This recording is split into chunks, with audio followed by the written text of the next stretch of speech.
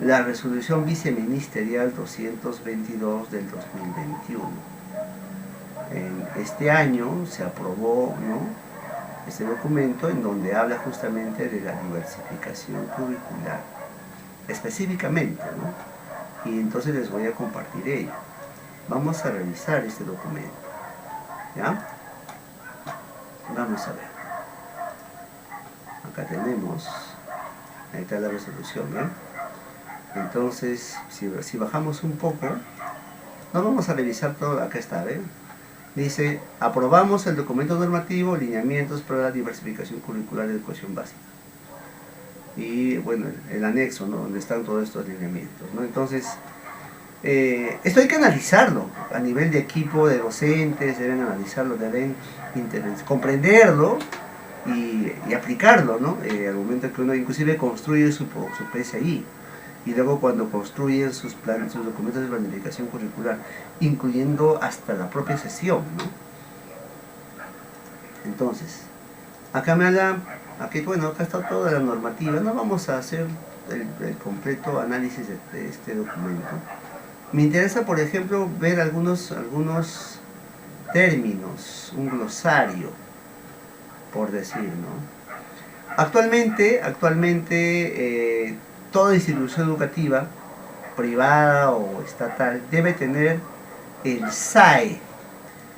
Antes, hasta el año pasado, estaba funcionando el SAANE, ¿se acuerdan? Seguramente, ¿no? El SAANE, Servicio de Atención a Estudiantes con Necesidades Especiales, ¿no? Pero actualmente ya esa estrategia o esa instancia ya se ha, digamos, se ha instalado en la propia institución educativa. Entonces nos habla del SAE interno. Es el servicio de apoyo educativo, exactamente. El servicio de apoyo educativo. Eso también tiene su normativa. En algún momento de repente lo vamos a revisar, ¿ya? Pero, ¿por qué hablo de este SAE interno?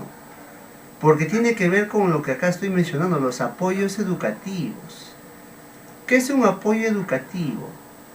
Dice, son medidas, acciones y recursos que favorecen que las instituciones atiendan a la diversidad y demandas educativas del profesorado estudiantil.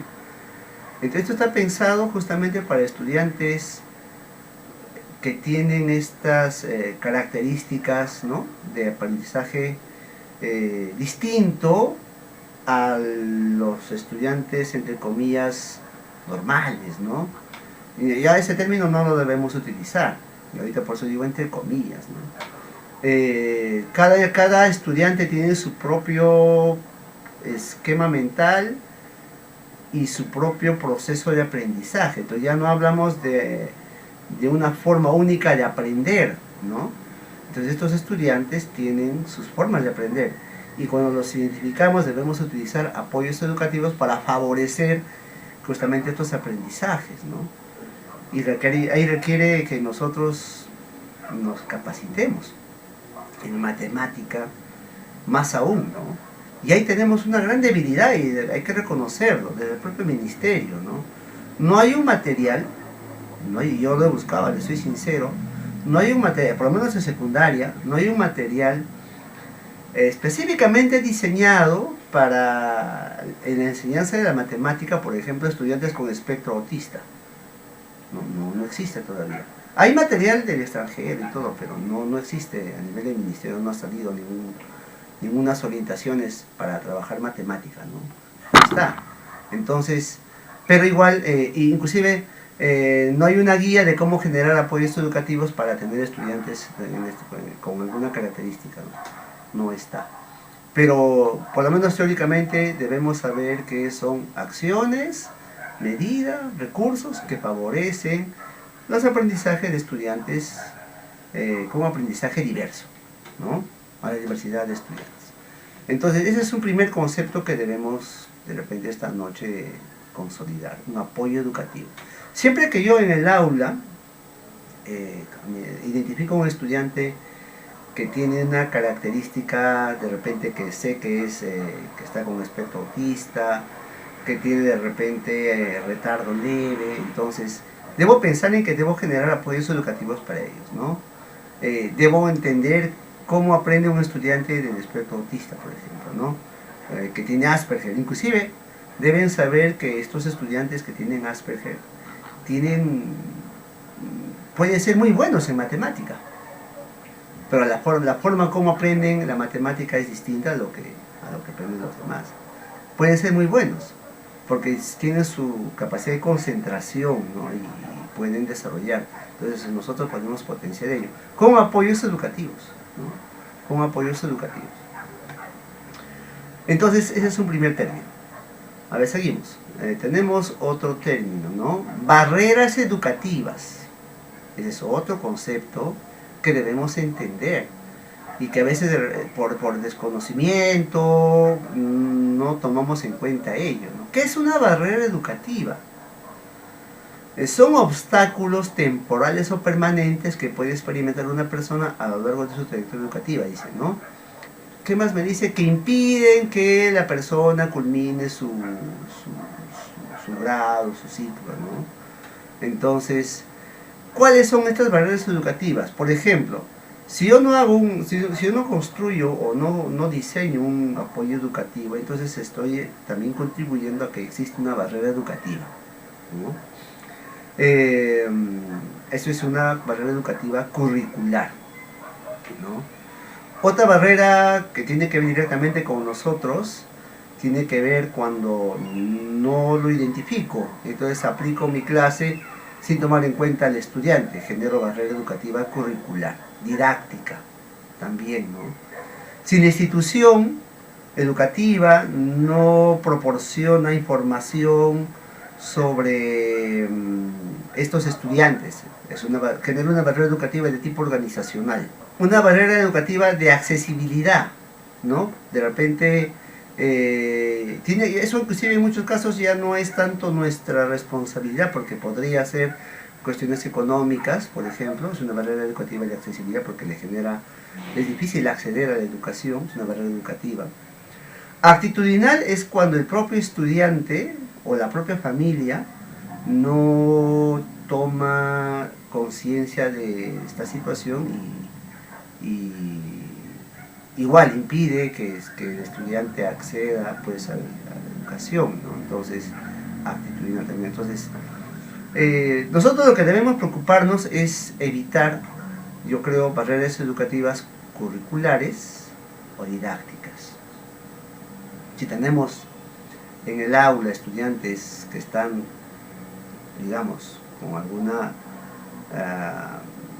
situación de aprendizaje distinto, entonces debemos diversificar y ahí atendemos o eliminamos la barrera educativa curricular, y también eliminamos, cuando desarrollemos nuestras clases e implementemos actividades propias o con apoyos para estos estudiantes, eliminamos las barreras educativas didácticas. Esa es sí nuestra responsabilidad, ¿no? Si es que yo no atiendo a un estudiante, estoy generando barreras educativas didácticas, y eso por lo menos nosotros no podemos pasarlo por alto, ¿no? No podemos pasarlos por alto.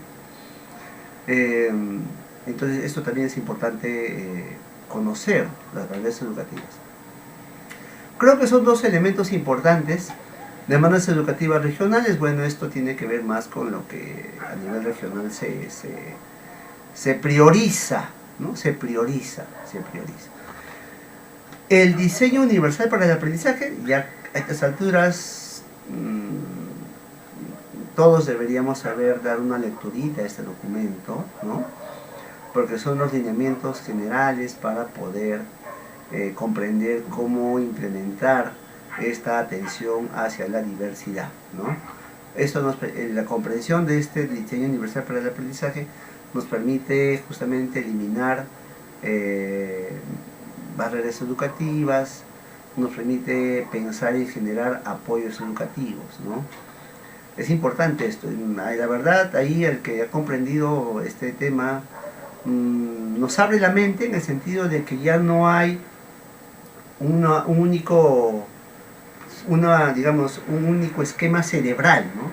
Nuestro esquema cerebral, que es el estándar, el que le llamamos entre comillas normal, no es distinto al otro, en el sentido de que el estudiante que tiene, digamos, está dentro del espectro autista, su cerebro funciona de manera distinta, pero eso no le hace menos, sino que es distinto al nuestro, pero igual aprende, ¿no? A su ritmo, igual aprende. Entonces, la cosa es generar justamente apoyos para garantizar que ese aprendizaje también sea duradero y bueno, ¿no? Bueno, es en general lo que habla el diseño universal para el aprendizaje, ¿no? Bueno, los modelos de servicio educativo, eso tampoco no lo vamos a ver. Ya eso. Ahora viene acá a ver otro concepto que debemos también ¿no? conocer, necesidades de aprendizaje, ¿no? Ya no hablamos de dificultades de aprendizaje. Ahora ya no vemos que el estudiante tiene dificultades o desconoce, ¿no? Sino lo que tenemos que, el término, ahora es necesidad de aprendizaje, ¿no? Entonces, esto que se llaman, por ejemplo, después de pandemia, ¿qué ha pasado, no? Se han generado muchas brechas educativas, ¿no? O sea, diferencias entre grupos, ¿no? De estudiantes que sí han podido de repente acceder a una educación de calidad o de manera adecuada porque han tenido los recursos, y de repente estudiantes que no. Entonces ahí se generaron brechas educativas, y estas brechas educativas generan necesidades de aprendizaje en los estudiantes, que son requerimientos para que el estudiante alcance el nivel esperado de la competencia, ¿no? Entonces, en nuestra evaluación diagnóstica justamente identificamos estas necesidades de aprendizaje. En los diferentes grados vamos a poder decir, por poner un ejemplo, el estudiante no comprende o no interpreta la fracción como parte de todo, y eso le impide resolver determinadas situaciones. Esa es una necesidad de aprendizaje, ¿no? Entonces le falta comprender esta situación. El estudiante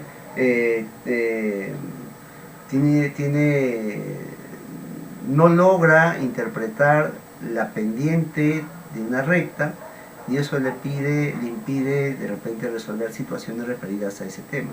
Entonces tienes una necesidad de aprendizaje que permite... ¿Por qué no hace eso, no? Igual, entonces en matemáticas vamos a encontrar muchas necesidades de aprendizaje.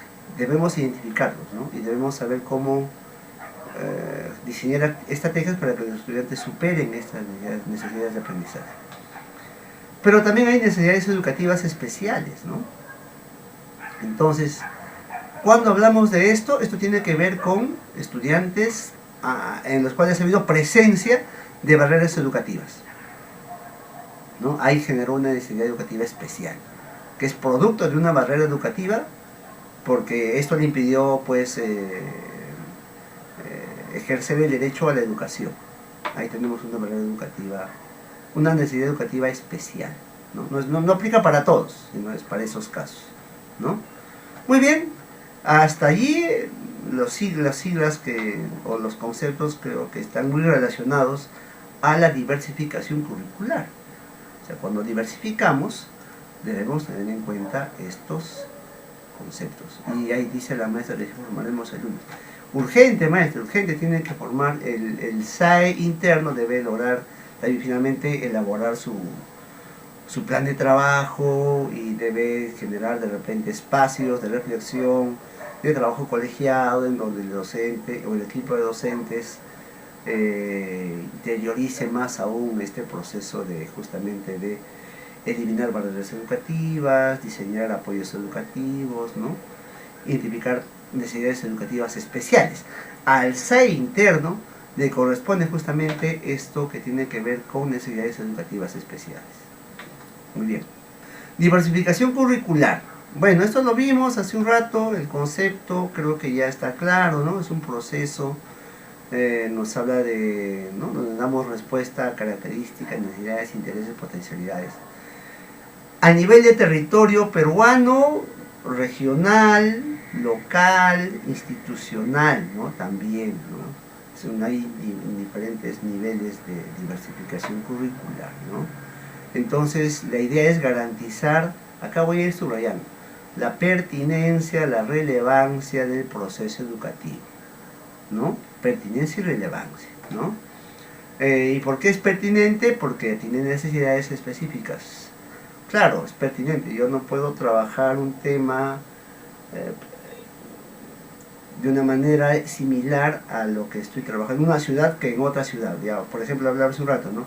El estudiante de Huancavelica tiene sus características, su idiosincrasia, su forma de pensar, sus propias necesidades.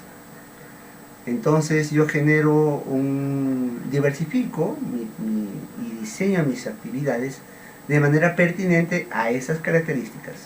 Entonces el docente de Lima hace lo propio de manera pertinente para el estudiante de la ciudad, ¿no? Entonces no puedo pensar en que voy a aplicar un mismo plan a cada grupo, ¿no?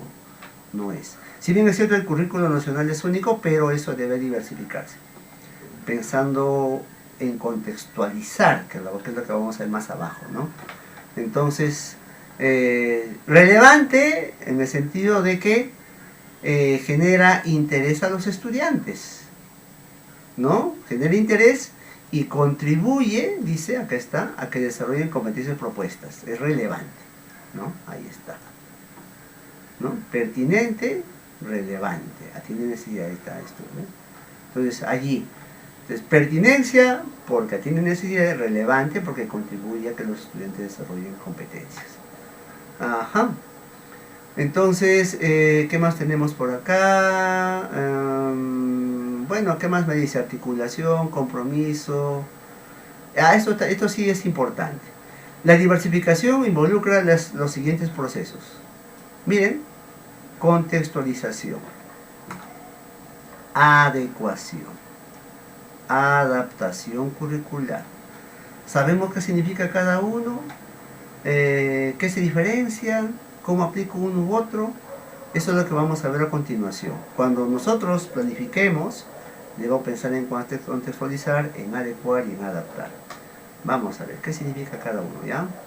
Contextualización curricular. ¿Qué me dice contextualización curricular? Lo voy a subrayar, voy a la parte más importante, ¿ya? Es situar el aprendizaje dentro de la heterogeneidad del territorio, ¿no? Entonces, volviendo al ejemplo, ¿no? Si yo vivo en zona rural, contextualizo a la zona, porque me habla de territorio, ¿no? Vivo en zona urbana, contextualizo a la zona urbana. Mis sesiones van a estar dentro de ese contexto, ¿no? Entonces, yo voy a trabajar una situación significativa que tiene que ver, por ejemplo, con medio ambiente. Entonces, mi contextualización tendrá que ver con el medio ambiente en la zona rural o con el medio ambiente en la zona urbana, que es distinta, ¿no? Si voy a hablar de mi situación significativa sobre, por ejemplo, inseguridad ciudadana, de repente eso no sucede en la zona rural. Habrá otro tipo de inseguridad en la zona rural, ¿no? Pero de repente en la zona de ciudad sí es muy relevante, porque justamente es el término, inseguridad ciudadana, ¿no? De repente ahí hay otro tipo de riesgo equivalente a ello, ¿no? Por ejemplo, en la zona del Brain no habrá inseguridad ciudadana, pero habrá otro tipo de inseguridad, ¿no? Otro tipo de situaciones que abordar. Entonces va a depender, y eso es justamente contextualizar, ¿no?, a la región, al territorio, ¿ya? Eso creo que es lo principal de esto de contextualización curricular. Entonces, ¿cómo logramos? Bueno, identificamos necesidades de aprendizaje, brechas, realidades ambientales, sociales, políticas. Es lo que he estado hablando, ¿no? Culturales. Entonces, cuando yo contextualizo a mi zona, mis clases deben tener esta característica. Y allí justamente el ministerio ha hecho un esfuerzo, no será el mejor, pero ha hecho un esfuerzo de emitir o de construir bibliografía, ¿no?, cuadernos de trabajo o material bibliográfico para cada contexto. Y pueden ustedes revisar la plataforma Pereduca, allí están, por ejemplo, los cuadernos de autoaprendizaje para zonas rurales. Muy bien podemos utilizar ese material, ¿no? Porque son una zona rural. Hay cuaderno de trabajo general, ¿no? Para el área de matemática también hay su cuaderno de trabajo general. Hay cuadernos de trabajo para inclusive zonas bilingües, ¿no? En quechua o me parece que también en Asháninca hay otro material. Entonces hay un esfuerzo, que como digo, no será el mejor, pero al menos hay esa intención. Entonces con ese referente uno puede de repente adaptar estos materiales, que es lo que vamos a dar abajo ahora, de lo que es adaptación, y aplicarlos en su práctica pedagógica, ¿no? Entonces, la contextualización, en resumen, es atender, llevar o implementar el currículo nacional, pero en función a las características del territorio en donde se encuentra la escuela, ¿no? Teniendo en cuenta aspectos socioculturales, lingüísticos, culturales, políticos, ¿no? Económicos. Eso es, en resumen, la contextualización curricular, y debemos llevarlo a cabo. Segundo aspecto, la adecuación curricular. A ver, ¿qué me dicen? Adecuación curricular. Son ajustes curriculares, metodologías, estrategias, recursos, didácticas. Un ajuste curricular, ¿no? Priorizo o incorporo competencias de ser necesario. Desempeños puedo incorporar, ¿no? También, para responder a las características y potencialidades o demandas de los estudiantes en un determinado territorio, ¿no? Ahí hago mi ajuste curricular. ¿Ya? Entonces, tiene que ver con la metodología, estrategia, recursos que nosotros utilizamos para atender a un grupo de estudiantes, ¿no? Mi adecuación curricular. Es lo que hablaba hace un momento, ¿no? Aunque el término no lo utilicé adecuadamente, pero cuando yo, por ejemplo, me doy cuenta que el estudiante de ciudad o mi grupo aprende mejor de repente con trabajos de campo, entonces hago mi ajuste curricular en ese sentido, ¿no? De repente, por características culturales, los estudiantes de cierta región están más, tienen una forma de aprender más de repente de manera más pasiva. Entonces puedo hacer también mi ajuste curricular a ese tipo de estudiantes. Entonces eso tiene que ver con la metodología y mi estrategia, ¿no? Entonces allí estoy haciendo un ajuste curricular. ¿Por qué? Porque estoy respondiendo a las características, potencialidades y demandas y necesidades de un grupo particular. Entonces, esto debe estar plasmado en el PCI. En el PCI. Por eso dice, ¿no? Esta adecuación se concretiza tanto en propuestas educativas para atender de manera específica y diferenciar a diferentes grupos de estudiantes. Lo ideal es que salga igual aterrice, ¿no? Red, institución educativa, pero a veces eso no se da y eso no impide que el docente de la institución educativa o el equipo de docentes del área de matemática, por ejemplo, planifique y diseñe su propio proceso de ajuste curricular, tratando de atender a su grupo de estudiantes, ¿no? A su grupo de estudiantes. Tiene que ver inclusive en matemática con la selección de contenidos, ¿no? Por ejemplo, si yo estoy en un colegio que está alrededor de, qué sé yo, o me doy cuenta que el grupo de estudiantes tienen una necesidad de aprender temas de emprendimiento y requieren más bien manejar con mucho énfasis situaciones de cantidad, ¿no? Entonces voy a tener que priorizar ese tipo de temas en mi clase, porque ese es de necesidad para ellos, ¿no? ¿Cierto? Entonces, no, sin desmerecer lo otro, ¿no? Pero también es necesario darnos cuenta que requiere el grupo en general, ¿no?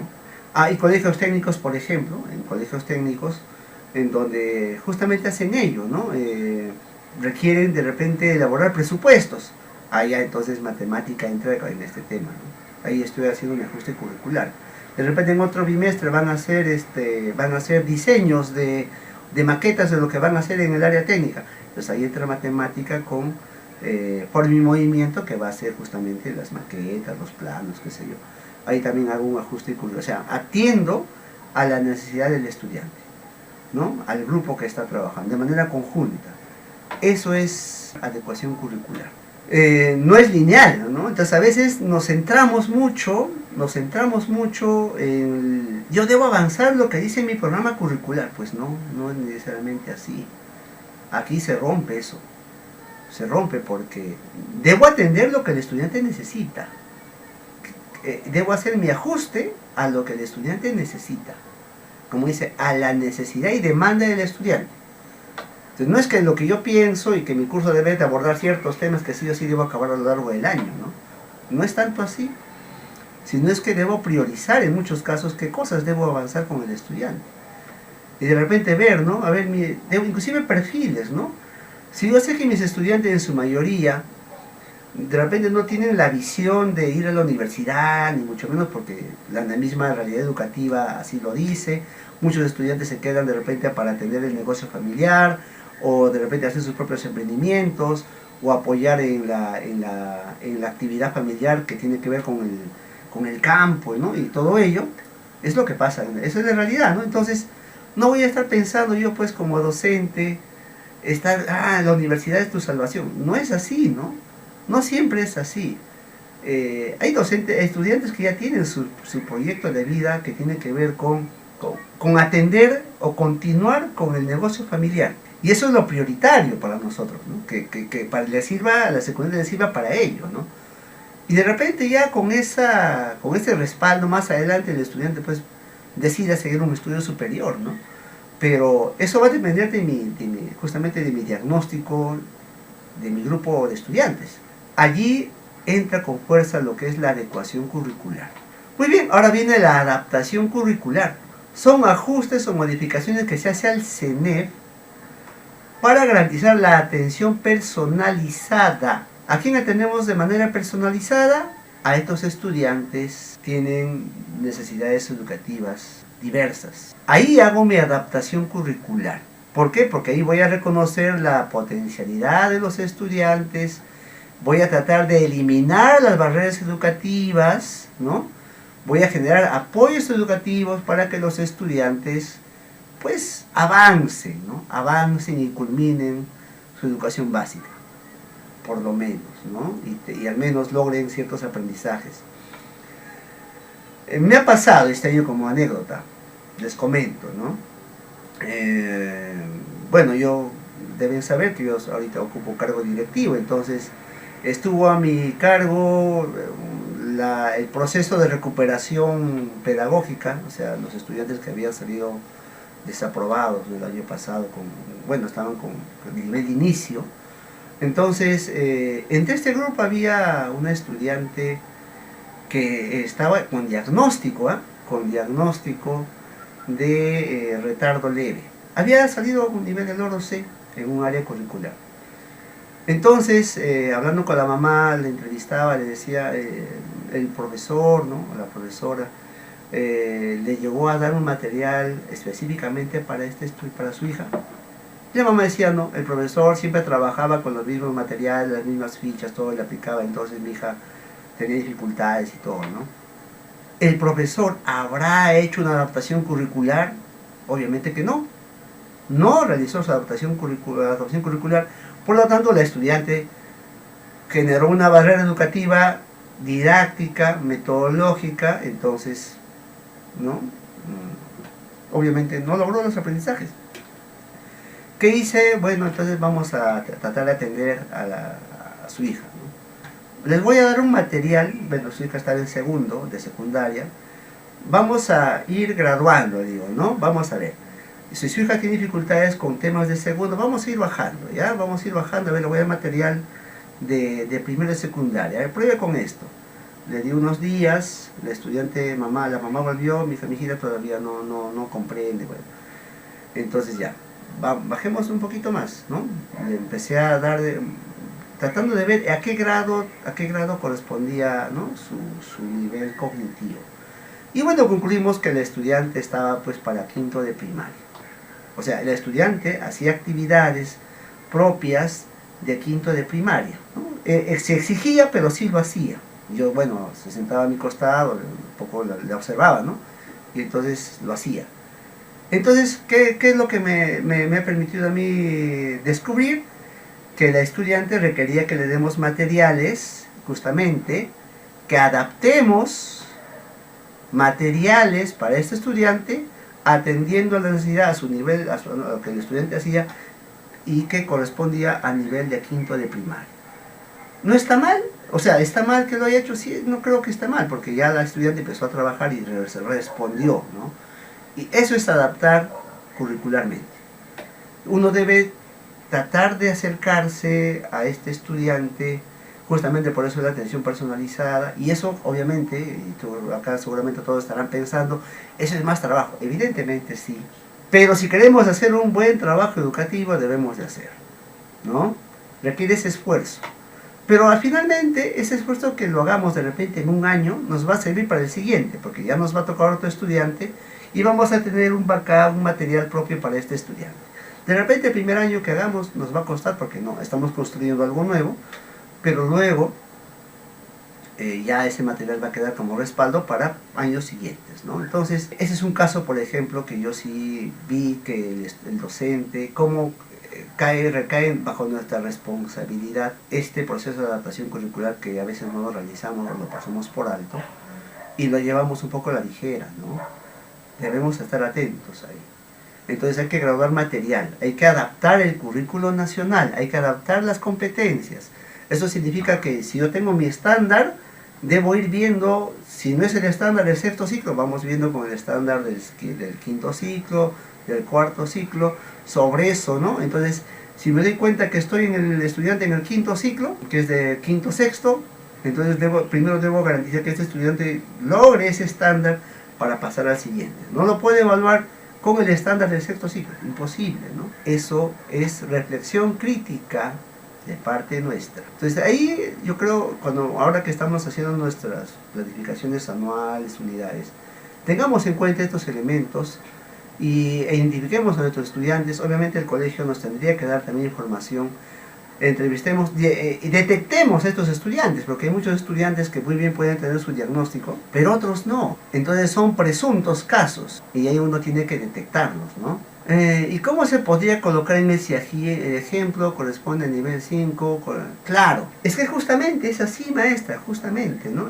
La 094 y la 048, que son las normativas sobre evaluación, nos dice que para los casos que los estudiantes tienen nivel de inicio al finalizar el trimestre y los estudiantes con necesidades educativas especiales, sí o sí el docente debe hacer su conclusión descriptiva. Sí o sí. Hay ni vuelta que darle, ¿no? O sea, ahí no hay pero. En cambio, cuando tienen B o cuando tienen A o AD es optativo. En mi conclusión descriptiva yo tengo que decir, ¿no? El estudiante o la estudiante desarrolla actividades que corresponden al estándar de ciclo tal. Tiene estos logros y tiene estas dificultades. En resumen, ¿no? Es lo que tiene que haber en nuestra conclusión descriptiva. Tenemos que hacerlo. Es que es así. A veces la conclusión descriptiva, yo lo veo a los docentes, ¿no? Ponen, no presentó evidencia, pero ya, pero eso es muy, muy genérico, pues, ¿no? La conclusión descriptiva, y luego eso lo vamos a ver de más adelante con los participantes, cómo elaborar una conclusión descriptiva, ¿no? Pero en resumen es, el estudiante ha logrado esto, puede hacer esto, pero también tiene dificultades en esto, ¿no? Más o menos ese es el esquema de una conclusión descriptiva. Y algunas sugerencias de cómo mejorar esas dificultades.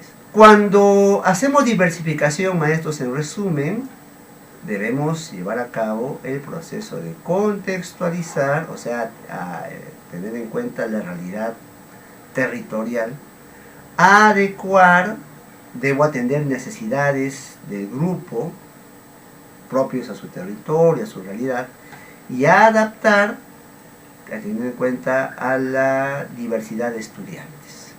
3 aspectos necesarios en todo nivel de diversificación curricular. Plan anual, unidad y sesión. En los 3 niveles debe estar, por lo menos a nivel de colegio, ¿no? Debe estar este proceso, ¿no? O debemos realizarlo. Muy bien.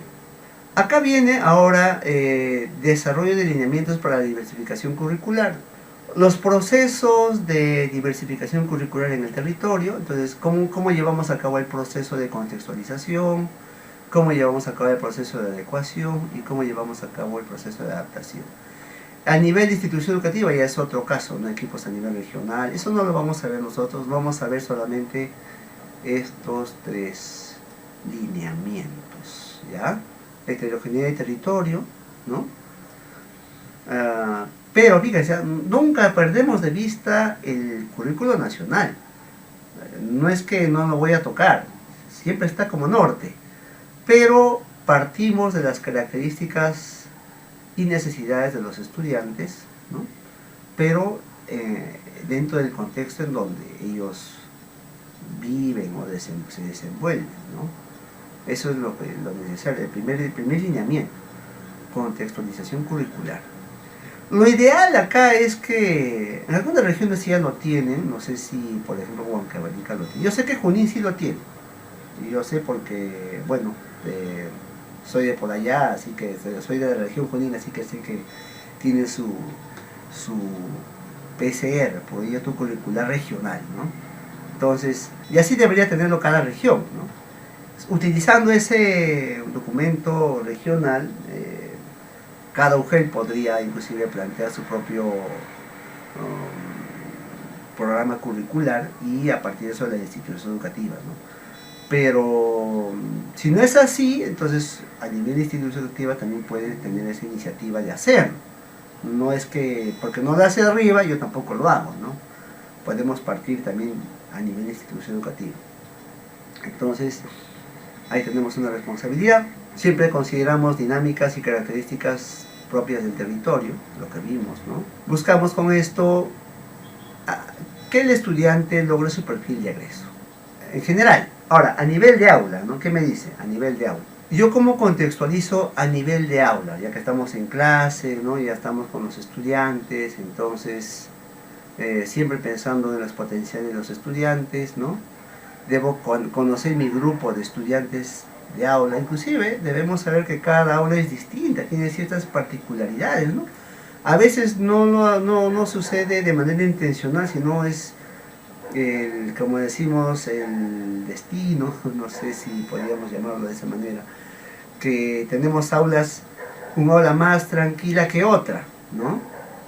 Depende cómo se ha organizado. A veces, bueno, actualmente ya no se designa en función de los ritmos de aprendizaje, ¿no? Antes sí había que el primero A era el aula de los más estudiositos, y de tal manera que las últimas ediciones eran las aulas más con menos posibilidades o menos habilidades en matemática, por ejemplo, los que tienen más dificultades en matemática, ¿no? O necesidades.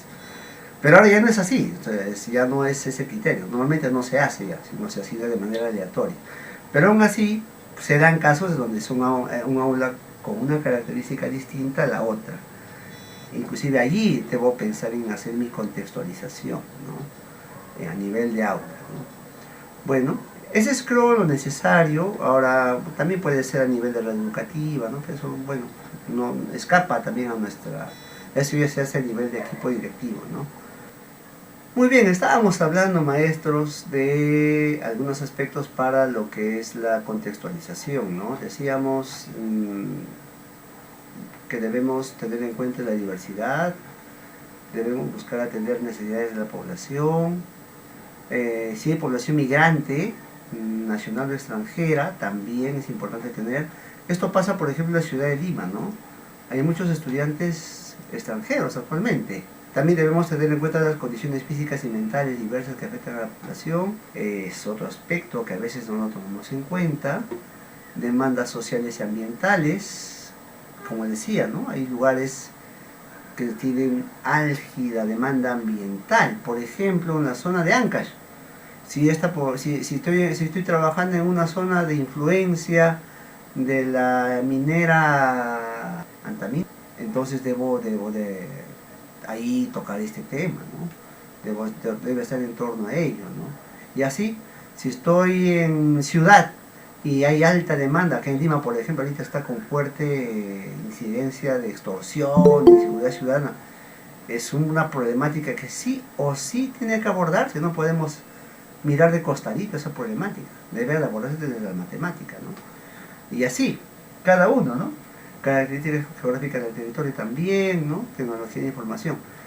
O sea, todos estos elementos deben tomarse en cuenta cuando contextualizamos, ¿ya?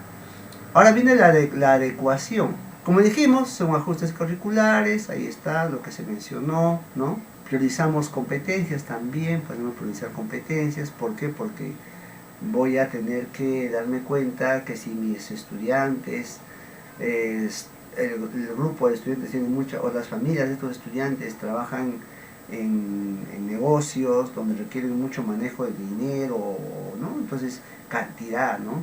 Si es que de repente veo en la zona selva, de repente por cuestiones de ubicación, localización, hay forma y movimiento, etcétera, ¿no? Puedo priorizar ciertas competencias. Se puede priorizar. Tiene que ver inclusive por del mismo diagnóstico, ¿no? Si yo me doy cuenta, por ejemplo, que ahora los estudiantes de primero, segundo, tienen muchas necesidades de aprendizaje en determinada competencia, entonces puedo priorizar también la competencia. Es otra forma también ahí de hacer adecuación curricular, ¿no? A nivel de aula, ¿cómo hago mi adecuación curricular? Dice, desarrollando experiencias de aprendizaje pertinentes e inclusivas, tomando como referente el Diseño Universal de Aprendizaje en atención a la diversidad a través de diseños diferentes. Generamos con esto apoyos educativos, ¿no? Con la adecuación curricular, de hecho que sí. Esto toma mucha fuerza en estos tiempos, los apoyos educativos, ¿no? Materiales didácticos para atender esta diversidad, ¿no? Los recursos impresos, digitales, visuales, auditivos para atender diversidad. O como enseña un estudiante que tiene un alto grado de dificultad visual, ¿no? Que también puede darse caso, ¿no? Igual, ¿no? Como debo generar un apoyo educativo ahí. Que viene la adaptación, ¿no? Atención personalizada, dice, potenciar el estudiante, buscamos eliminar barreras educativas, también. Atiende demandas educativas no abordadas a nivel de adecuación curricular. O sea, la adaptación es más desde una mirada de personalización de la educación. En cambio, la adecuación es a nivel de grupo. Es lo que podemos ahora nosotros también descubrir o darnos cuenta, que dice, ¿no? Atiende demandas educativas individuales no abordadas a nivel de educación, adaptación curricular en el aula, ¿no? Adecuación curricular, ¿no? Igual, siempre se parte de un análisis, de una reflexión sobre las necesidades e intereses de los estudiantes, ¿no? La idea es garantizar una participación adecuada, una convivencia adecuada también dentro del aula, para garantizar el aprendizaje de los estudiantes. 3 tipos de adaptaciones: de acceso, pedagógicas y curriculares. Cuando hablamos de una adaptación de acceso, cuando hacemos cambios o modificaciones para el aprovechamiento de los espacios educativos, acceso, movilidad, desplazamiento. Tengo un estudiante que tiene dificultades para trasladarse porque va en silla de ruedas, es de acceso. De repente el colegio no tiene rampas, entonces debe hacerse rampas. Debe haber un proyecto que posibilite la construcción de rampas, de acceso, ¿no? De desplazamiento también, ¿no? En el mismo contexto uno tiene que ir viendo ahí cuál me va. Comunicación también lo mismo, ¿no? Por ejemplo, estudiantes bilingües que hablan, por ejemplo, quechua.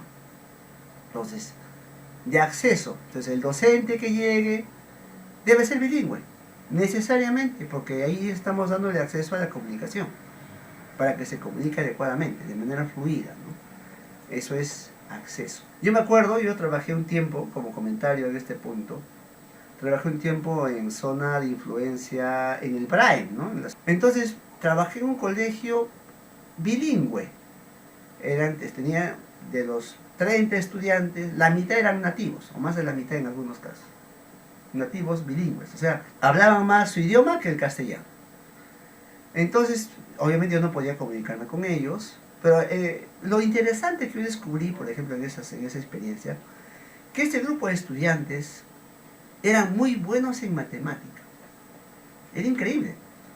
Eran muy buenos en matemática. Entonces, ¿qué hice? Con los mejores de estudiantes, ¿no? Los que destacaban más, les di el material que estaba en castellano y les dije, miren, me van a ayudar, ustedes van a hacer la traducción a su idioma de todo este material, para que los estudiantes, sus compañeros, que de repente tienen dificultades, puedan acercarse un poquito más a lo que estoy queriendo trabajar con ellos, ¿no?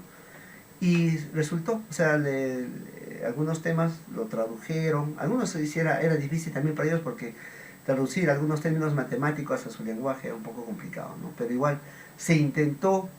Entonces en ese caso yo estaba preocupado porque los estudiantes tengan acceso a la información que se daba en ese momento en el área de matemática. Pero podría ser también, de repente uno de ustedes tenga esa posibilidad, ¿no? Acceso a la comunicación. Es un caso de cómo, en mi caso yo, inclusive aquel tiempo por desconocimiento del término, adaptaba mi práctica pedagógica a la necesidad del estudiante, pero desde la mirada de la comunicación. Ya luego descubrí que lo que había hecho era pues adaptación curricular. Ahora hay la parte pedagógica, ¿qué hacemos? Son ajustes o modificaciones en las metodologías o estrategias materiales educativos que permiten la participación e interacción del estudiante en el proceso de logro de aprendizaje. O sea, yo hago acá ajustes y modificaciones en la metodología para poder garantizar que los estudiantes participen, interactúen, ¿no? Y logren sus aprendizajes. Diseño materiales pedagógicos y recursos educativos. Mira, acá también, indistintamente con el ejemplo que yo les di, también hice una adecuación pedagógica. ¿Por qué? Porque el material traté de que los estudiantes les sea asequible, lo logren comprender, ¿no? Adapté el material que trabajaba con ellos a su idioma, entonces vi aspecto de acceso y también vi la parte pedagógica. Habrá otros ejemplos, ¿no? De repente pueda generar material educativo propio, ¿no? Propio para ellos también. Ojo que acá ya, como dije, de manera personalizada, no es tanto tampoco a nivel de grupo, ¿no? Debo tratar de generar más atendiendo a la personalización. También puedo hacer una adaptación curricular, que son ajustes que yo hago a la propuesta curricular, ¿no? Por decir lo que hice el año pasado con la estudiante que tenía retardo leve, recae muy bien en esta adaptación curricular porque ya no trabajé con el estándar que su edad le pedía, sino tuve que trabajar con el estándar del ciclo en la cual sí la estudiante respondía mejor, ¿no? Entonces ahí hice una adaptación curricular, de todas maneras, porque prioricé competencias, fijé qué competencias podía trabajar, flexibilicé el nivel de desarrollo alcanzado por el estudiante, eso es importante, lo tenía que hacer, porque si no, si le daba material, de hecho no iba a responder, flexibilicé, ¿no? Y modifiqué obviamente desempeños. Los desempeños del ciclo no los tomé en cuenta, ¿no? Tomé desempeños de ciclos más anteriores. Lo cual no está mal, ¿no? Eso se hace en el respectivo informe, en su conclusión descriptiva. Ahí se pone eso, ¿no? Y así, entonces esta es una adaptación curricular. Eso es lo que digamos que tendría que ahora, pues, en cada colegio, a nivel de equipo de docentes, se haga. Yo creo que este proceso de diversificación no es de un solo docente, es del equipo de docentes del área. Y a nivel de equipo se reúnen, hacen su trabajo colegiado al respecto y se eleva a, ¿no?, previo informe para que sea incorporado en el proyecto curricular institucional y se trabaja en el año, ¿no? Y luego puede revisarse el año siguiente a ver qué tal fue, se reajusta y otra vez se trabaja. Bueno, eso es en resumen, maestros, lo que creo que para esta noche tenía preparado, porque lo que viene ya es más un tema más general, ya esto ya es más a nivel regional y todo, ¿no? Yo creo que hasta acá es todo lo que podíamos hablar y lo que tendríamos que ahora implementar a nivel de institución educativa en lo que se refiere a diversificación curricular.